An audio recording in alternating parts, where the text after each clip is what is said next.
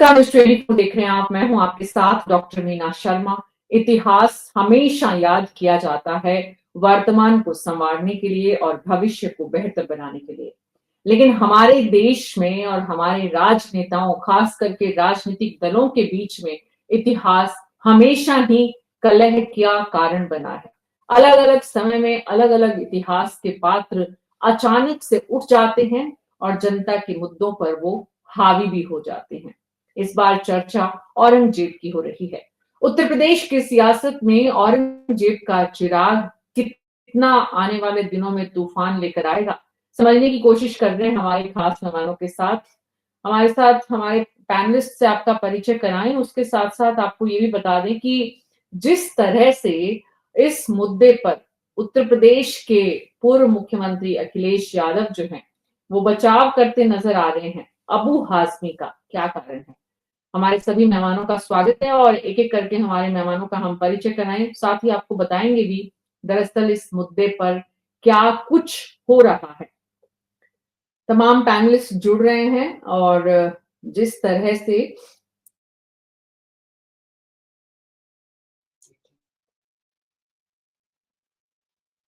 Panelist एक एक करके जुड़ रहे हैं हमारे साथ। चंद्रमोहन चौबे जी और नावेश शिको जी, धर्मेंद्र कुमार सिंह जी और आलोक पांडे जी, आप सभी का बहुत बहुत स्वागत है। औरंगजेब पर बयान, महाराष्ट्र से यूपी तक क्यों मचा है घमासान? तमाम इन सवालों के बीच में शुरुआत धर्मेंद्र कुमार सिंह जी से करते हैं। औरंगजेब पर अबू हाजमी का बचाव क्यों कर रहे हैं अखिलेश यादव? धर्मेंद्र कुमार सिंह जी। नमस्कार मीना जी, सभी पैनलिस्ट साथियों को और आपके सभी दर्शकों को मेरा प्रणाम। देखिए, ये जो औरंगजेब को लेकर के अबू आसिम साहब का बयान आया था, आसिम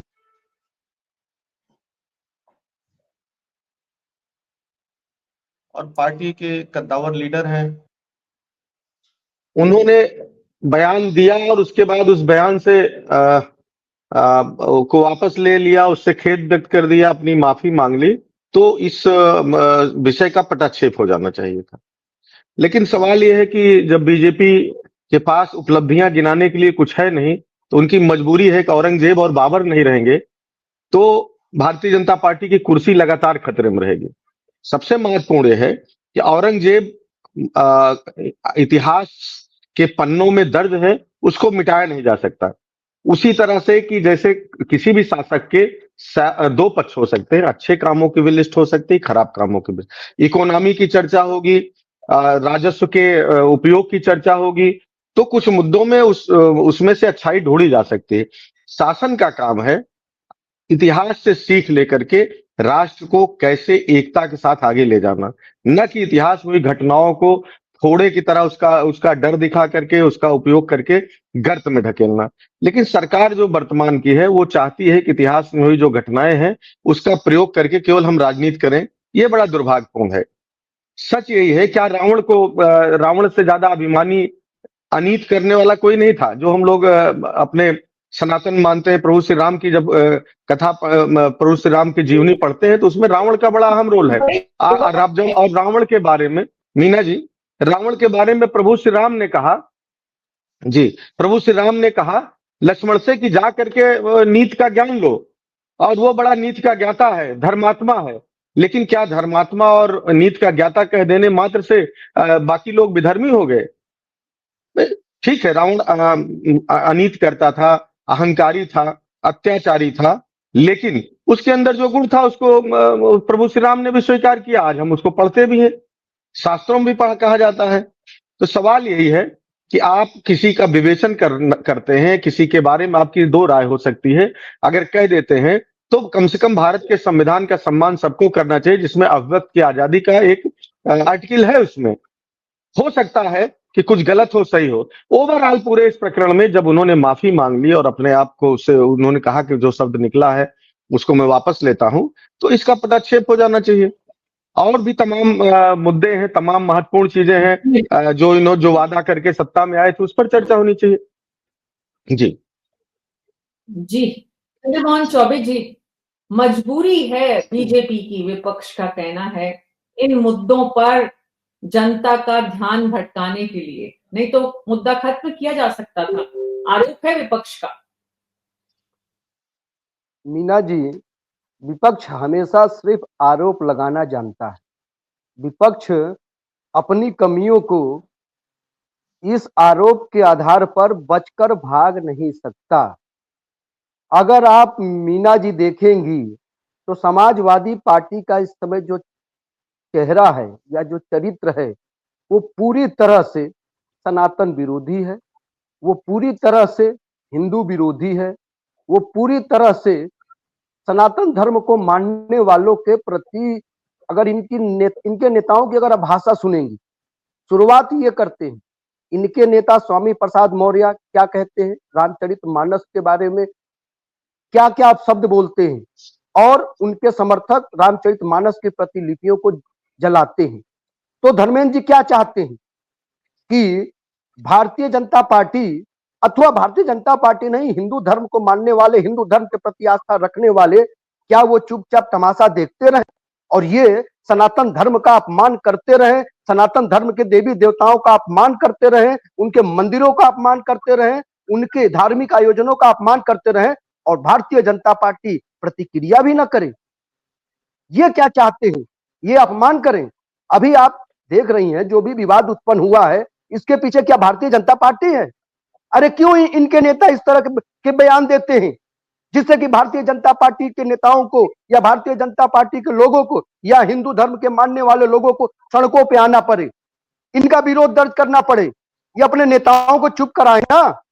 और औरंगजेब, सुन लीजिए, औरंगजेब इतिहास के पन्नों में एक आक्रांता, एक क्रूर शासक और हिंदू धर्म के धर्मावलंबियों को सताने वाला, हिंदू मंदिरों को तोड़ने वाला, और तो और इनके अत्याचार का, औरंगजेब का अत्याचार का आज भी दिल्ली में जो शीश महल है, जहां गुरु तेग बहादुर जी के पुत्रों को, एक 5 साल का और एक 8 साल के पुत्र को इन्होंने, इस औरंगजेब ने किस प्रकार से जिंदा चुनवा दिया था, उनकी हत्या कर दी थी, सिर्फ इस्लाम न स्वीकार करने के लिए।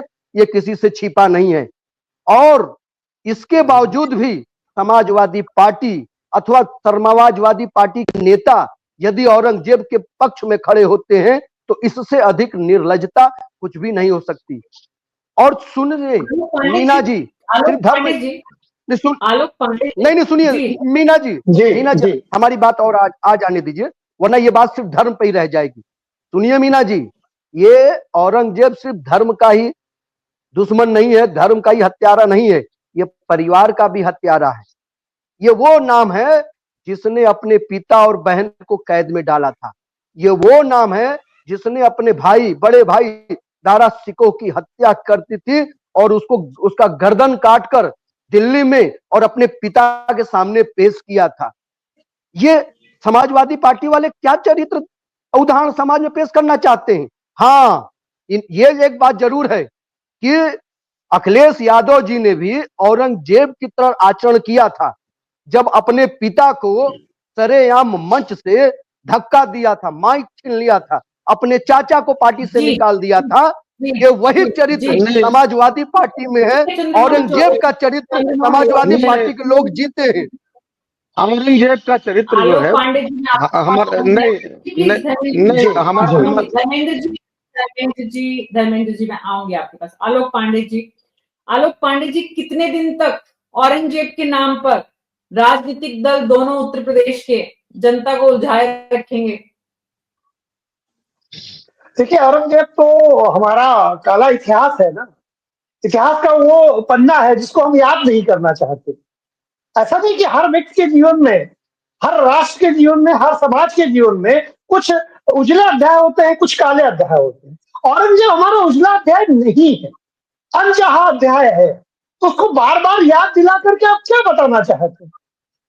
औरंगजेब को क्यों याद करना है? वो भारत का हीरो नहीं हो सकता। वो भारत का शासक हो सकता है लेकिन भारत का हीरो नहीं हो सकता।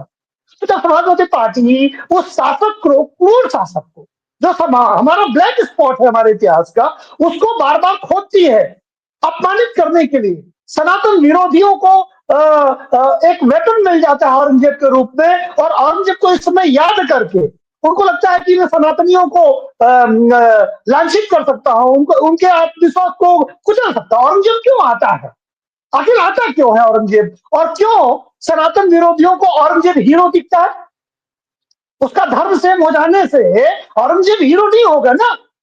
अब वो आदमी का हीरो औरंगजेब कैसे हो सकता है? दूसरी बात, अगर अभिव्यक्ति की आजादी के आधार पर यह बोला जाता है तो भाजपा के प्रवक्ता ने भी कुछ बोला था। उसके शर्त संसदीयता, उसकी बेटी के लिए बलात्कार कहा गया था अभिव्यक्ति आजादी का आधार। उसके लिए भी अभिव्यक्ति आजादी हो जाती तो मैं मानता। तब शर्त संसदीयता का नारा पूरे देश में चला, जबकि उसने सच ही बोला था। वो हदीस का एक हिस्सा था, लेकिन उस महिला को आज तक खुल के जीने का हक नहीं है इसी देश में। तो यानी हिंदू को चिढ़ाने के लिए, सनातन को बुरा कहने के लिए आपको 19 चाहिए भारतीय संविधान का, और दूसरे किसी धर्म में सबकी जबान छिल जाती है, सबका जबान बंद हो जाता है। ये नहीं चलेगा भाई। अब रह गई बीजेपी के लिए, भारतीय जनता पार्टी बिल्कुल सनातन की बात करे, बहुत अच्छी बात है, लेकिन औरंगजेब रोड के सिवाय जो कांग्रेस ने आक्रमणकारियों के नाम पर पूरी दिल्ली सजा दी, क्या भारतीय जनता पार्टी को 12 साल हो गए एक औरंगजेब के रोड के नाम के सिवाय आज भी भारत में हुमायूं और बाबर रोड है? तो भारतीय जनता पार्टी को औरंगजेब के नाम पर तब विरोध करने का हक और मिले जब वो बाबर की स्मृति में, हुमायूं की स्मृति में जो दिल्ली सजी हुई है, कम से कम उसका नाम बदल दे। बीजेपी हो तो नाम बदलने में चैंपियन है, तो आपके पास तो उतना हक नहीं है। आप याद दिला रहे हैं उनको, चंद चौबे जी को, कि भाई थोड़ा और दुरुस्त हो जाइए, खाली खाली यहाँ पर एक नाम तक सीमित नहीं रह सकते। नावेद जी, नहीं, मैं दोहरा चरित्र जीने से मना कर रहा हूँ। जी जी जी, बिल्कुल बिल्कुल, दोहरा चरित्र नहीं जिए, और उसके लिए जरूरी है कि सब जगह ध्यान दें। तो आप उनको याद दिला रहे हैं कि सब जगह ध्यान दीजिए, आप खाली उत्तर प्रदेश में ध्यान देने से कैसे होगा। नावेद जी, बात ये है कि जिस तरह से ये राजनीति आगे बढ़ती है उत्तर प्रदेश की, इससे उत्तर प्रदेश के 2027 के चुनावों में ये सब पात्र जो हैं, औरंगजेब और ये सब पात्र जिंदा रहेंगे, या फिर ये अभी समय काल, कभी कुछ, एक एक सप्ताह, 10 दिन, 15 दिन, 1 महीना, बस जनता को इन्हीं सब में उलझाए रखो, सत्ता में बैठे हुए अपना काम करते रहें, विपक्ष अपना काम करता रहे। देखिए, ये बात आपकी सही है कि इस तरह के मुद्दे, इस तरह की चर्चाएं एक सप्ताह के लिए होती हैं। जैसे पहले एकता कपूर का एक सीरियल आते थे, इसको कहते थे हम लोग धारावाहिक।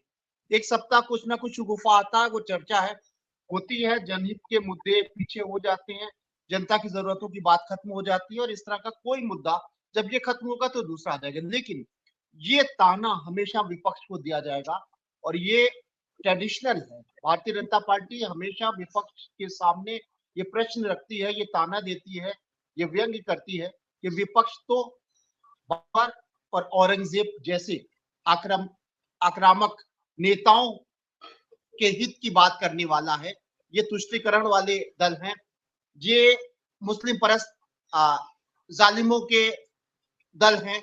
जो ये आरोप भारतीय जनता पार्टी चिपकाना चाहती है, उस पर मोहर लगा दी अबू आसिम आजमी ने। देखिए, मैं आपको एक चीज याद दिलाऊं कि औरंगजेब बुरा इंसान था, बहुत बुरा इंसान था, ज्यादा बुरा इंसान था, या फिर सामान्य? जैसे इतिहास में जाइए, बहुत सारे राजा आपको मिलेंगे हर धर्म के, जो सत्ता के लिए जुल्म करते रहे हैं, अपनों को भी मारते रहे, पराओं को भी मारते रहे। महाभारत काल से लेकर वर्तमान काल तक आ जाएंगे, या मुगल काल तक आ जाएंगे, आपको ऐसे ऐसे राजाओं की आपको भरमार मिलेगी। महाभारत में आपको चिन्ह करते हुए लोग, महिला अपमान करते लोग नजर आएंगे। उसके बाद स्टेप बाय स्टेप आइए, इस तरह के तमाम अत्याचारी आपको बादशाह दिखाई देंगे, राजा दिखाई देंगे। आज हम लोकतंत्र का इसीलिए बड़ा स्वागत करते हैं, बहुत अपने को गौरवान्वित आप महसूस करते हैं कि हम भारत जैसे लोकतांत्रिक देश में, क्योंकि बादशाहत ऐसी ही थी, बादशाहत में ऐसा ही होता था, जुल्म होता था, परिवारवाद होता था, तानाशाही होती थी, और इंसान इंसान को मारता था। सत्ता हासिल करने के लिए गले काट दिए जाते थे।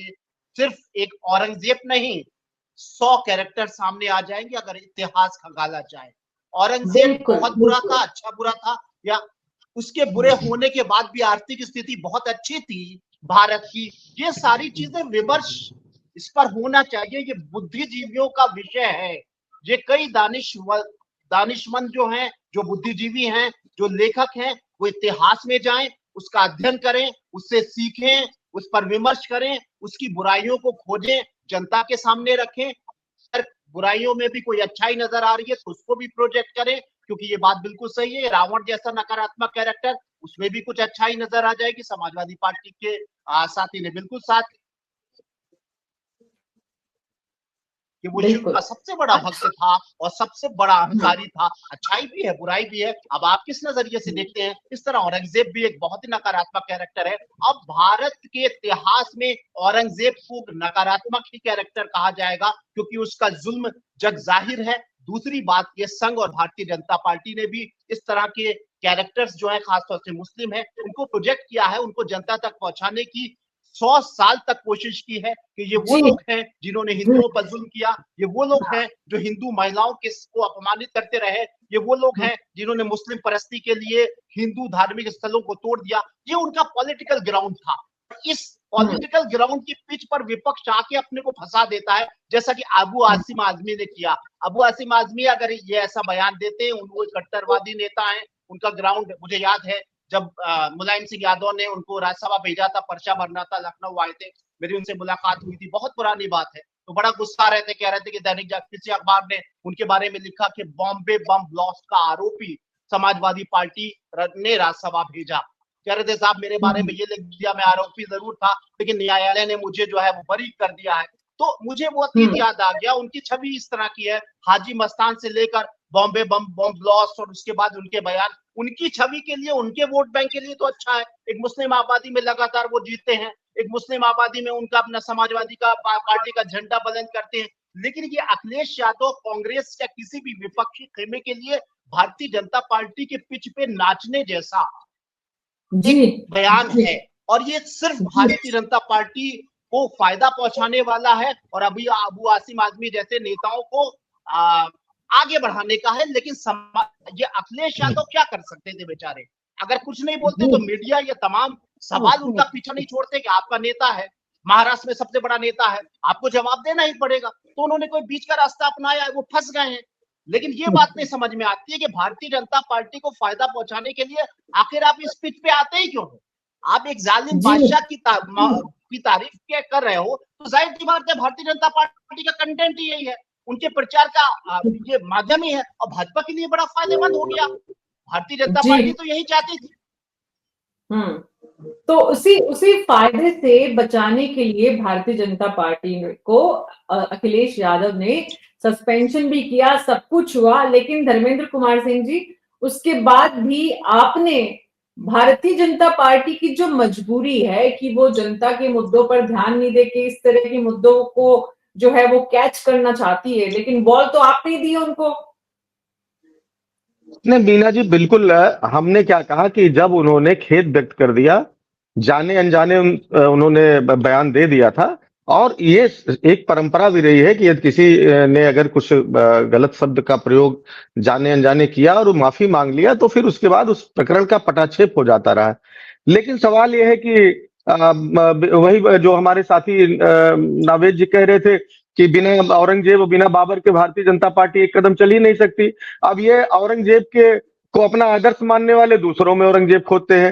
भाई नरेंद्र मोदी जी हरेंद्र पांड्या से लेकर के अडवाणी जी को मजबूर करने तक क्या औरंगजेब की आत्मा उसमें नहीं दिखी? आप दूसरों पर आरोप लगा रहे थे। कम से कम जब आप आरोप लगाते हैं तो अपने नेताओं का और अपने आचरण ध्यान रखिए। दूसरी बात, जहां तक बयानों की बात है, भाई सनातन औरंगजेब इतिहास का एक अंग है, उसका नाम क्यों ले लेने से आप इतना सनातन कमजोर हो गया, इतना खतरे में पड़ गया? गजब आदमी है भाई। अरे सनातन तब कमजोर नहीं पड़ा था जिस सनातन में गाय को हम माता मान के पूजते हैं, उस गाय को आपके सर्वोच्च पुरुष, आपके आदर्श, जब सावरकर जी कहते हैं कि गाय तो एक जानवर, उसको खाना चाहिए, उसमें कोई आपत्ति नहीं है। जब आपके कैबिनेट को शेयर करने वाले किरण रिजिजू जी कहते हैं कि बीफ खाते हैं हम लोग, जब आपके सर्वोच्च नेता आदरणीय लाल कृष्ण आडवाणी जी जाकर के भारत बंटवारे के जिम्मेदार जिन्ना की मजार पे खड़े हो कहते हैं तो बहुत बड़ा सेकुलर था। जब आपके जसवंत सिंह जी कई बार मंत्री रहे, वो अपनी किताब में जिन्ना का महिमा मंडन करते हैं, तब तो न सनातन न देश खतरे में आता है, न आपकी जबान खुलती है। जब आपके नेता हनुमान जी की जात बताने लगते हैं, कोई राजभर बता देता है, कोई दलित बता देता है। जब कोई आपके नेता कहने लगते हैं माता सीता टेस्ट ट्यूब बेबी थी, तब तो सनातन आपको खतरे में नजर नहीं आया, न कार्रवाई किया। उन्होंने जो बयान दिया उसकी माफी मांग ली, लेकिन आप है कि मानते नहीं, क्योंकि आपके पास बताने के लिए कुछ है नहीं। जो नाबेद जी कह रहे थे वो गुगली पकड़ के उसी एक पे आप बैठे रह जाएंगे। इससे महत्वपूर्ण चीजें हैं।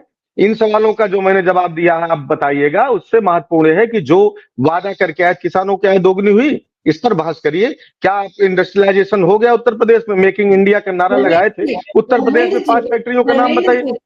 धर्मेंद्र जी, इसको जी चोरी जी और सीना तोड़ना नहीं बोलते क्या? जो आप कह रहे हैं कि एक तो आपकी टीम गलती करे, ऊपर से आप थोपे आरोप भी कि भाई सामने वालों ने गलती है, हम हमारी टीम ने जो किया वो तो ठीक है, पर आप क्यों उसमें शामिल हो रहे हैं? तो गेम है, तो मैच है, मैच में दोनों तरफ की देखिए, खिलाड़ी हैं।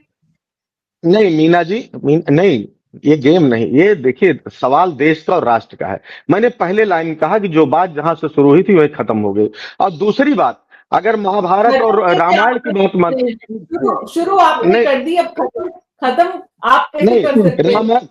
नहीं, रामचरितमानस में भी और महाभारत में भी जब नीति की बात हुई है क्या बात तो सबने ये कहा, अब सुन लीजिए पांडे, सबने ये कहा, भीष्म पितामह से जब भगवान कृष्ण ने कहा कि भीष्म पितामह से जा करके युधिष्ठिर से कि नीति का ज्ञान लो, तो उन्होंने सबसे महत्वपूर्ण बात यही की थी कि अच्छा शासक वही है, एक देश को अच्छे से शासन वही चला सकता है जो इतिहास में हुई गलतियों से सबक लेकर के आगे बढ़े, इतिहास में हुई घटनाओं को नजीर पेश करके जो उस तो पर आप ये तो लकीर पीटता मानते है हैं, वो अच्छा शासक नहीं हो सकता। आप ये तो मानते हैं कि गलती हुई और इसीलिए पार्टी ने कार्रवाई की। चंद्रमोहन चौबे जी, जब स्वीकार कर लिया गया है तब क्यों तूफान आपने प्याली में खड़ा किया हुआ है चाय की? मीना जी, बात शुरुआत इन्होंने की और सुनिए, ये धर्मेंद्र जी कह रहे हैं। धर्मेंद्र जी के शीर्ष नेता अखिलेश जी क्या कह रहे हैं? धर्मेंद्र जी के शीर्ष नेता अखिलेश जी औरंगजेब के बचाव में, यानी कि आजमी के बचाव में खड़े हैं। वो औरंगजेब के पक्ष में बोल रहे हैं।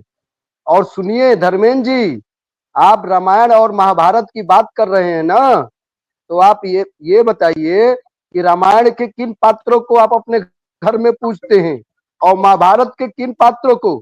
आप राम जी को ही पूजते हैं ना, क्योंकि राम जी अच्छे पात्र हैं।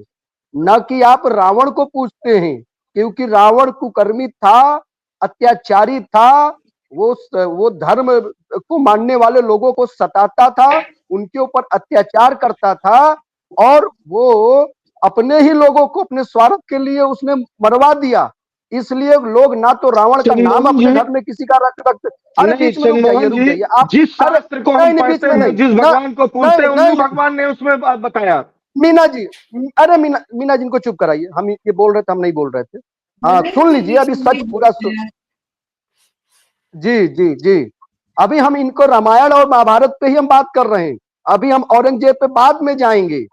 तो पहले ये उत्तर ये दे कि राम जी को पूजा जा रहा है वर्तमान में या रावण को? कहने का तात्पर्य देखिए साफ है मीना जी, जिसका जैसा चरित्र होगा उसके चरित्र को गाया जाएगा और उस चरित्र को मानने वाले को उसी का ही माना जाएगा। यदि ये औरंगजेब के पक्ष में खड़े होंगे, यदि अखिलेश यादव जी औरंगजेब के पक्ष में बोलेंगे, तो ये औरंगजेब का चरित्र माना जाएगा। उसी तरह राम के पक्ष में जो खड़ा होगा, जो शिवाजी के पक्ष में खड़ा होगा, जो संभाजी के पक्ष में खड़ा होगा, जो गुरु गोविंद सिंह और उन लोगों के पक्ष में जो खड़ा होगा वो उसके चरित्र का होगा। बस स्पष्ट है, ज्यादा कहने की कोई आवश्यकता नहीं है। और मीना जी सुन लीजिए, और मीना जी सुन लीजिए, अब हम विकास की बात कर ले रहे हैं। धर्मेंद्र जी कितना उत्तर प्रदेश के विकास के बारे में जानते हैं ये हम नहीं जानते हैं, लेकिन इनको जानकारी। कुछ तकनीकी परेशानी से जूझ रहे हैं चौबे जी। आलोक पांडे जी, जो निकला है जिस तरह से अखिलेश यादव इस समय बैकफुट पर दिख रहे हैं? नहीं, दिखना स्वाभाविक है मीना जी। देखिए, मुस्लिम मतों के आधार पर जब से भारतीय जनता पार्टी का 2014 से उभार हुआ है, तो मुस्लिम विटो भारतीय राजनीति में कमजोर हुआ है और लगभग टूटने की स्थिति में। तो बात अखिलेश यादव जानते हैं कि मुस्लिमवाद अकेले से तो जीत नहीं पाएंगे, उन्हें हिंदुओं का वोट भी चाहिए ना। यादव भी हिंदू है, और जो कुंभ के बाद भारतीय जनता पार्टी का जो कॉन्फिडेंस बढ़ा बढ़ा हुआ है, और जो एक अग्नि है हिंदुत्व की लहर जिसे कहते हैं, वो बहुत स्ट्रांगली चल रही थी, तो उसमें तड़का और लगा रहा है। और मैं मानता हूं जो ये मुद्दे जो बीच बीच में उठते रहते हैं, ये मरा नहीं करते, ये जीवित रहते हैं लोगों के मन में, लोगों के सबकॉन्शियस माइंड में। हालांकि जब 27 में चुनाव होगा तो तत्कालीन मुद्दे तो देखेंगे क्या होगा, लेकिन अगर ये कहें कि कुंभ का प्रभाव नहीं होगा, ये जो औरंगजेब का प्रभाव नहीं आएगा, या नहीं आना होगा, तो राजनीतिक दल लेके आएंगे, जबरदस्ती याद दिलाया जाएगा। आपको क्या लगता है वो आदमी जी का जो बयान है, जो अखिलेश यादव के ये बयान है, ये 2027 के चुनाव में दोबारा इनका उपयोग नहीं होगा? अगर हम ये माने कि नहीं होगा, तो हम फिर बड़े राजनीति के मामले में फिर मैं मानूंगा कि इनोसेंट तरीके से देख रहे हैं। बिल्कुल चाचा बिल्कुल बिल्कुल पीढ़ियों नाविक तक बयान का उपयोग किया जाता है। जी, नाविक जी, इसीलिए अखिलेश यादव, जो आलोक जी का कहना है कि भाई अब हर दिन डायरी लिखी जा रही है जनता के दरबार में, और ये जो डायरी है इसमें जितने पन्ने इन दिनों में, जितने पात्र इस डायरी में आते जा रहे हैं, वो चुनावों में वापस निकल निकल कर आएंगे सब। और जब वो निकलेंगे तो अखिलेश यादव कैसे बचाएंगे खुद को इन सब प्रकरणों से? हाँ जी।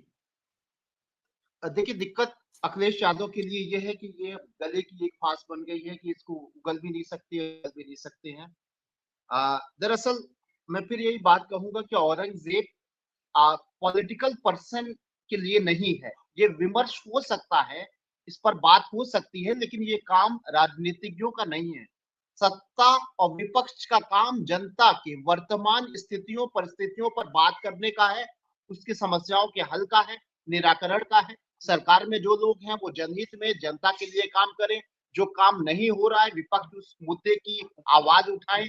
लेकिन औरंगजेब जैसे सैकड़ों कैरेक्टर्स हैं जो नकारात्मक भी हैं, कुछ सकारात्मक भी हैं, कुछ पर बहस होती है कि कुछ कहते हैं अच्छे हैं, कुछ कहते हैं बुरे हैं, कुछ कहते हैं बहुत अच्छे हैं, कुछ लोग कहते हैं बहुत बुरे हैं।